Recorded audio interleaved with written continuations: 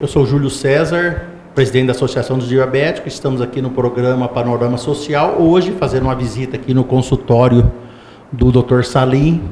Nós vamos fazer um bate-papo com o doutor. O doutor vai contar um pouco da sua vida, como é que surgiu a família, as antecedências. Por favor, pode começar a explanar. Pois é, Júlio César, eu agradeço a oportunidade de poder manifestar alguma coisa da história, né? Da vida da gente, né? E tenho a grata satisfação de dizer a você que a minha origem é árabe. Meus pais vieram de Marjayoun, uma cidade vizinha da divisa de Israel, um dos territórios de Israel. Fica 100 quilômetros de distância de Beirute, a capital do Líbano. E naquela época em que eles emigraram para cá, o meu pai e minha mãe vieram de lá. Meu pai com 14 anos, 15 anos e minha mãe com 5 anos. Meu pai Raif Hanna Matar, minha mãe René Kuri Matar. Duas famílias muito tradicionais dentro da raça árabe, né? Então, isso deu como a vida oferece, né? A oportunidade deles se conhecerem aqui, minha mãe morando em Guarantã, meu pai morando em Balbinos, até onde eu cresci, onde eu fiz uma boa parte da minha meninice, e Pirajuí, onde eu passei um período longo da minha vida crescente, até os 11 anos, quando fui para o internato, Instituto Americano de Linz. E lá fiz a primeira formação durante 4 anos, depois voltando a Pirajuí, fiz o segundo colegial, e do segundo colegial eu fui para Curitiba, onde eu então tive a oportunidade de entrar no curso de medicina na Universidade Federal. E de lá para cá começamos o andamento da nossa vida no terreno profissional. Quer dizer, a formação minha final foi no Rio de Janeiro, no Hospital dos Servidores do Estado, que naquela época era o Hospital do IPASE, que era o Instituto dos Funcionários Federais, e lá era um hospital de alta referência, juntamente com o Hospital de Clínica de São Paulo, eram as referências maiores do ensinamento médico no país.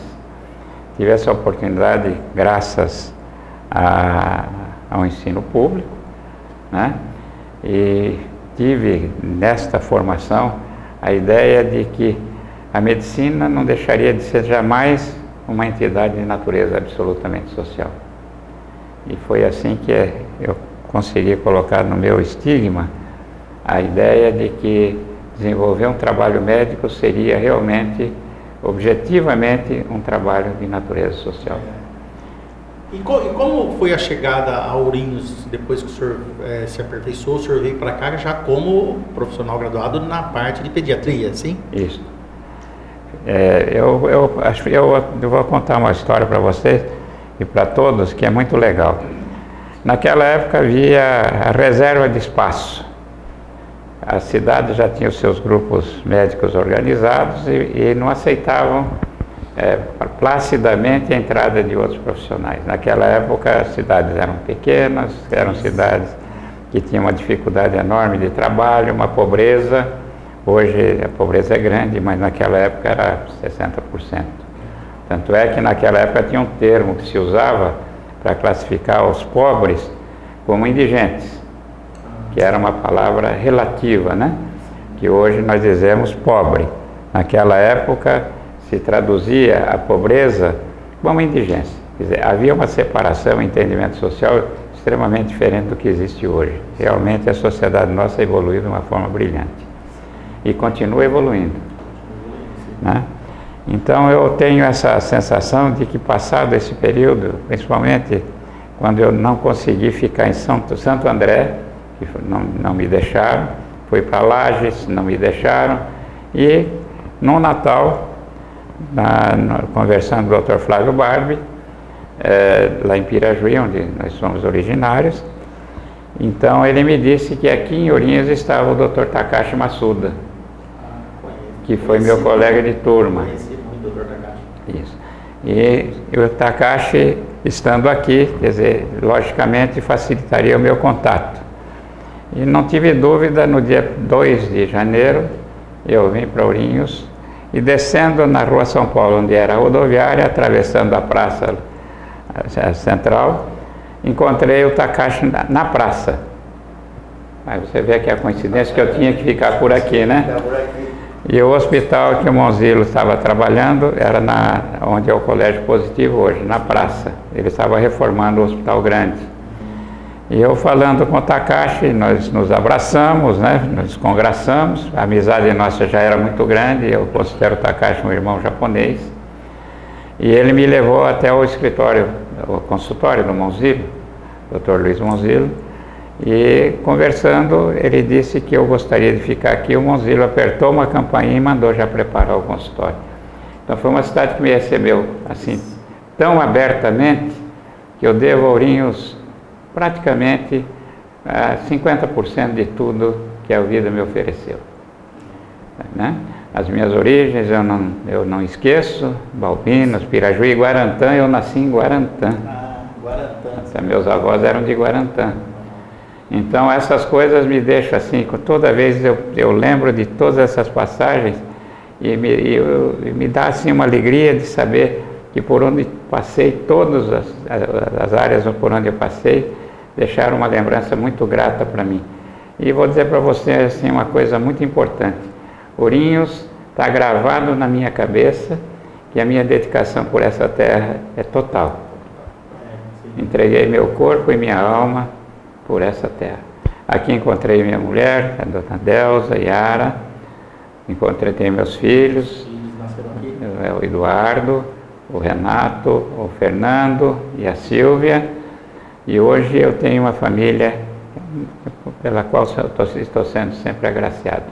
Estou muito feliz de estar aqui com vocês agora fazendo essa entrevista, poder contar uma parcelinha da vida. Isso. E como que foi o passo para chegar na política? A gente sabe, todo mundo sabe que o senhor é vereador há muitos anos, e qual foi, sempre eu pergunto assim, para entrar tem que ter um padrinho, alguém encaminhou, alguém incentivou o senhor a entrar nesse, além da parte de medicina, nessa parte. Como é que foi essa inclusão? Júlio, é uma história assim muito engraçada. Eu vim para cá com a ideia de fazer família e trabalhar e ter espaço para desenvolver a teoria que eu tinha na questão social, né? Então desenvolvi todo esse trabalho e depois, em 1982, a situação política no país era muito importante, nas suas variações evolutivas, e havia uma eleição em que o Montoro era imbatível. E aqui eu tive um grande amigo, e tenho ainda, né? Esse grande amigo, que foi o Dr. Aldo Matachana. Foi não, é. É maneira de expressar. Então, Dr. Aldo Matachana e o Oriente Mori me levaram numa reunião, numa oportunidade, e tinha lá 45 pessoas e não tinha candidato. E tinha que escolher um candidato. E eu não sabia que tinham me pregado uma peça. O Celso Cruz passou no meu consultório, me pegou e levou até essa reunião. Eu não tinha vínculo político, nunca tive maiores problemas aqui de natureza de vinculação política, mas eu era pediatra. Era quem tinha um contato principalmente com as mamães, com o povo mais humilde. Então se aceitou a ideia naquela época que, como pediatra e com essa aproximação com a população, eu poderia representar uma neutralização da força do Montoro, que naquela época o voto era vinculado. Sim. E por acidente da história da minha vida, o candidato que eu concorri contra foi o Esperidião Cury. E o Esper foi uma das pessoas que me recebeu aqui de braços abertos. Uma pessoa a quem eu devo muitas gentilezas. E fatalmente eu não consegui sair dessa situação. E fui candidato inexperiente na política municipal. Não tinha vínculo, não tinha participação e não tinha o modelo que eu pudesse absorver e achar que podia desenvolver. Mas me prepararam a cabeça e eu não consegui sair. E realmente foi uma experiência muito boa. Sabia que ia perder, concorri para perder e não podia fugir da luta, porque determinado o fato de você representar um grupo, você não podia mais dizer que você não tinha consciência do que podia acontecer. E com a consciência concorri com altivez e tive uma coisa assim muito interessante da minha vida, é que olhar para um adversário e ter amor por ele. É um adversário político, né? Não podemos levar. E ter carinho por ele. Podemos levar muito. Né? Vamos lá, vamos voltar na parte da medicina. Quando o senhor começou há muitos anos atrás, como é que era, qual o X da questão, a evolução em termos de exames, de medicamento, de vacina? O que o senhor coloca como um ponto crucial para a medicina na parte de pediatria, de criança? Qual foi a evolução? Quando nós começamos a trabalhar, já existia uma grande dificuldade de você ter medicamentos que pudessem ser resolutivos. Então, a miséria era muito grande, o custo dos medicamentos realmente era forte para a época. É a mesma representação que tem hoje. Um remédio que naquela época custava R$5, hoje custa 1.500, né? Então, muito difícil era o acesso, não tinha o Estado que fornecia o remédio. Quantas vezes tivemos que botar a mão no bolso para poder ajudar o pessoal a comprar o remédio, porque você dava a receita, não tinha. Cheguei a pagar até charrete para as pessoas se locomoverem, que tinha pressa, né? Tinha muita pressa para você chegar no hospital, que da Santa Casa ficava a distância ali da praça, né? Então tinha pressa para chegar, então a charrete representava uma maneira mais rápida de chegar no hospital, tal a importância que tinha a resolução do problema da criança. Socorrer a criança. E naquela época não tinha essa burocracia. Hoje a saúde está muito equacionada, né? Ela está muito bem estruturada. Ela não está dando certo, mas ela está estruturada. Se estruturou bem. Vai ter condição de se resolver ao longo do tempo, melhorar, ou resolver a grande maioria dos problemas. E quando começou, por exemplo, no período que o senhor exercia a profissão, qual vacina que foi descoberta, que foi um grande marco? Nós tínhamos muito a presença do tétano, nós tínhamos muita presença da difteria, da coqueluche, do sarampo. Voltou agora, né? Então, naquela época era muito difícil você conseguir vacinas, ou não, as vacinas ainda não tinha essa orientação que tem hoje no calendário nacional de vacinação. Não existia um calendário. Não existia.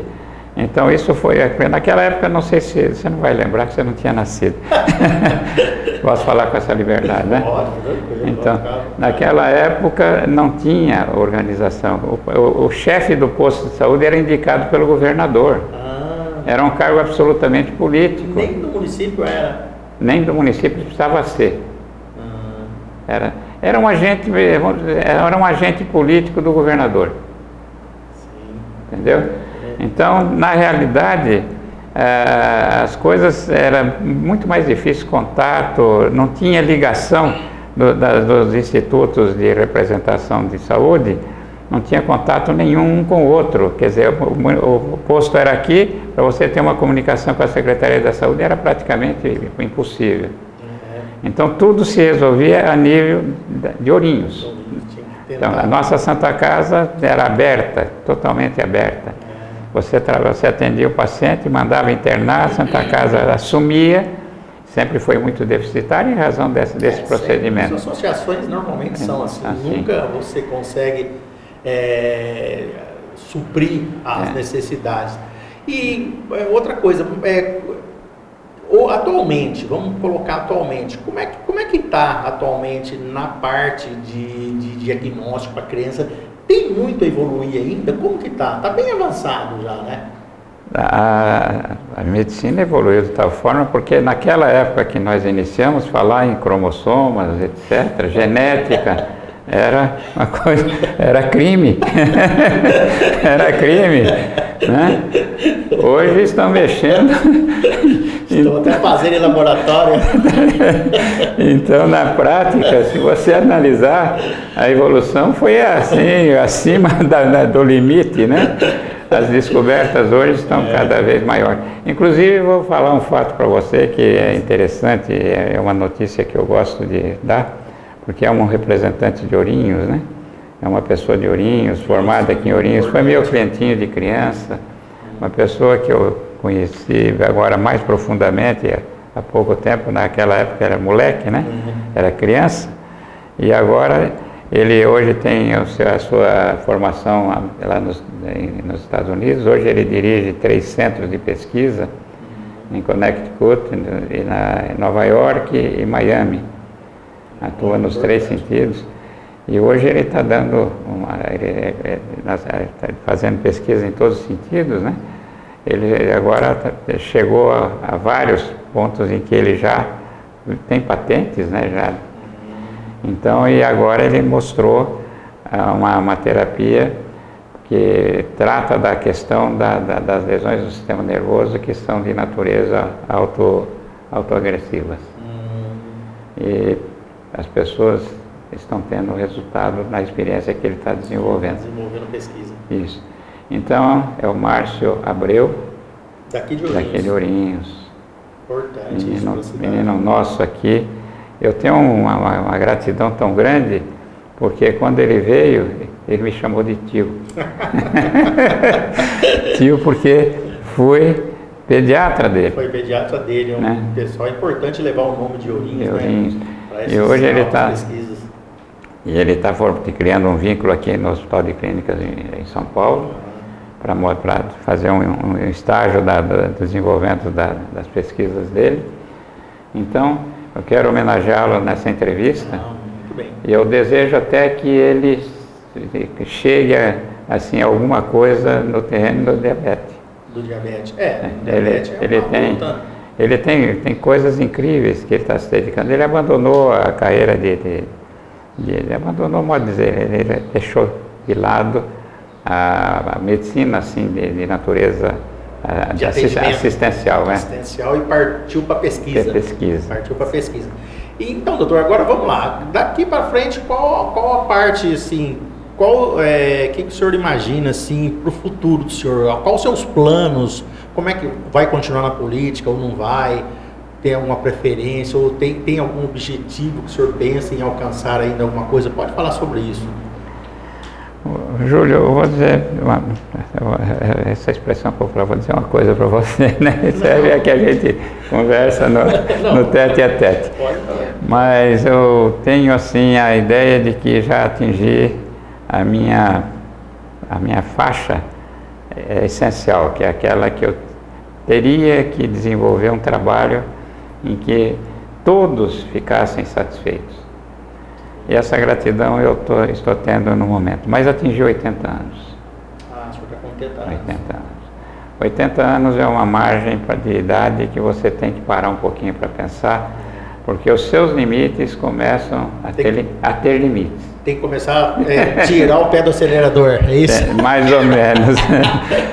Então, a minha ideia hoje é fazer um trabalho mais ameno. Hoje eu tenho colegas aqui de altíssima qualidade aqui em Ourinhos, na área da pediatria. Eu não posso negar para você que o grupo de trabalho hoje em Ourinhos, ele é de altíssima qualidade. Eu já não preciso mais pensar em me superar. Eu agora posso pensar em me manter. Né? Parar a gente nunca para, nunca vai parar, não pode parar, mas aí você já começa a ser limitado em algumas ações. Eu quero fazer só uma observação, João, que tranquilo. Tudo aquilo que eu recebo de homenagens, e eu tenho recebido bastante das pessoas em si e da coletividade de uma certa forma. E eu tenho que declarar para você que tudo que eu consegui aqui em Ourinhos, eu tive sócios. E uma das sócias que eu tive, por isso que eu digo sócias, foram a enfermagem. A enfermagem. Todas aquelas moças que trabalharam comigo, eu devo a elas uma gratidão assim imensurável. Porque na prática, enquanto eu trabalhava na atenção dos pacientes, elas trabalhavam na atenção no hospital, trabalhando com crianças de 800 gramas de nascimento. E nós conseguimos fazer sobreviver, improvisando tudo. Improvisando tudo, porque naquela época nós não tínhamos equipamentos, não tinha UTI. E então eu tenho que agradecer essas moças que trabalharam comigo, que tiveram participação comigo, e que realmente elas que davam o resultado, porque eu fazia o meu trabalho no hospital, saía, deixava as recomendações, elas executavam com todo o carinho, não observando horários, horário de trabalho. Naquela época não tinha justiça do trabalho. Não tinha. A dedicação era por amor. Por amor. Então eu tenho que agradecer essas moças em todo lugar que vou. Eu tenho assim, isso. Eu não posso deixar todas elas. Se eu me lembrasse de todas agora, eu citaria nome por nome. É uma parceria, né? Uma parceria. Inclusive, na associação, quando eu falei que nós íamos entrevistar o senhor, a enfermeira da associação, a Sônia, disse que trabalhou com o senhor na Santa Casa. Santa Casa. Diga a ela que o meu agradecimento é tão grande que eu não esqueço de nenhuma. Viu? Tá certo. Porque, inclusive, vou contar um fato engraçado para você, mas que tem sua relevância. Não. Eu tive uma criança que era 3 horas da tarde, me chamaram, eu tinha um consultório ali na esquina da Cardoso Ribeiro com Altino Arantes, me ligaram que a criança estava, quer dizer, já se esvaindo. Sim. E que eu precisava ir lá só para fazer a avaliação, né? E eu saí correndo, cheguei lá e avaliei a criança estava suspirando, já com uma frequência cardíaca já praticamente anulada. Eu chamei a família, estava lá o pai e a mãe já, que a enfermagem tinha chamado, falei com eles falaram, então eu prefiro que então chame o padre para fazer a extrema-unção. Eu falei, mas o padre, não sei se eu vou achar, mas pedi para ligar. Naquela época o telefone não era tão rápido como é hoje. Então, enquanto se medicava a criança, se fazia todos os procedimentos para mantê-la respirando. O padre atendeu o telefone e ele disse para mim, eu não tenho condições de sair daqui agora. Falei, então, como é que eu faço? Ele falou, eu vou orientar você no telefone e você vai fazendo o procedimento. Então eu chamei a enfermeira que estava junto comigo, falei, você vai ouvindo aí que eu sou muito ruim de serviço, nessa área. Eu não vou saber entender muito bem essas coisas. E ele ia falando, eu ia dizendo para ela, e faça isso, faça aquilo. Eu sei que fizemos todo esse procedimento dentro da orientação do padre, né? E ele então disse, já está feito o procedimento, né? Já com a intenção que a família deseja. E fui para o consultório trabalhar. E chegou às 6 horas da tarde, eu liguei, como é que está o nenê? O nenê está vivo. Passou 10 horas da noite, eu ia para o hospital contínuo, né? Eu praticamente vivi dentro do hospital, né? Era 3 horas, 4 horas da manhã. Tanto é que eu me encontrava muito com o Omar Barreiros, no corredor do hospital nas madrugadas, e todo mundo confundia. Dr. Salim e Dr. Osmar trocava. Osmar, né? Dr. Osmar, e era Omar, né? Omar. Então, chegou às 5 horas da manhã, eu liguei no hospital, como é que está o nenê? O nenê está respirando. Falei, não é possível. Não é possível. Aí eu tomei um banho rápido, fui para o hospital, botei o esteto no coração do nenê, estava batendo 60 batimentos por minuto. E o nenê sobreviveu. Praticamente normal. 60 é normal para criança, né? Não, seria em torno de 90 naquela faixa. Né? Mas eu imagino que tem histórias. Sobreviveu. Histórias de medicina deve ter muitas. Pois é, isto é que me deixa assim, com tudo que eu lembro dos meus erros, das minhas falhas, etc, etc. eu lembro desse meu Deus, né? Que deu essa proteção tão grande, né? Por uma atitude da qual eu não tinha nenhum conhecimento. Então, sempre dizendo que não fui eu, não foi ninguém, foi Deus, né? Uma atitude dessa natureza. Por isso, Júlio, eu vou dizer uma coisa para você, essas gratidões é que deixam a vida da gente enfeitada, né? Isso aqui vale enfeitada, a vida, né? Então agora vamos lá para as partes finais. Eu gostaria que o senhor falasse para o público as recomendações finais, o que o senhor quer dizer para a população de Ourinhos, que vai ser passado, suas considerações finais, doutor. Júlio, eu tenho uma gratidão tão grande pela cidade, tenho uma gratidão tão grande pelo seu povo, tenho uma gratidão tão grande pelo meu Deus, né? Eu fui dizer para um bispo, para ele não usar muito meu Deus, porque eu dou muito trabalho. Ele foi brigar comigo, ele disse que, né? Aí eu estava recebendo o Dom Caetano também de Bauru, que era o bispo de Bauru, agora está aposentado, e o bispo daqui. O nosso bispo, muito amigo hoje, ele talvez fosse me contraditar, né? Mas o bispo de Bauru era meu amigo de infância, né? Então ele levantou e me protegeu. Ele me protegeu. Então, porque o Deus não é só meu, né? Deus é de todos nós, né? Aí eu disse a eles, então deixa o pedacinho que me cabe, deixa que eu estou sempre precisando, né? Sempre precisando dele. Tá certo. Então, eu quero agradecer a todos, dizer a todos que o que valeu na minha vida foi ter encontrado Ourinhos no meu caminho. Então, através do seu povo, realizei um trabalho que hoje me dá uma gratidão imensa e me dá, assim, aquela ideia de que viver valeu a pena.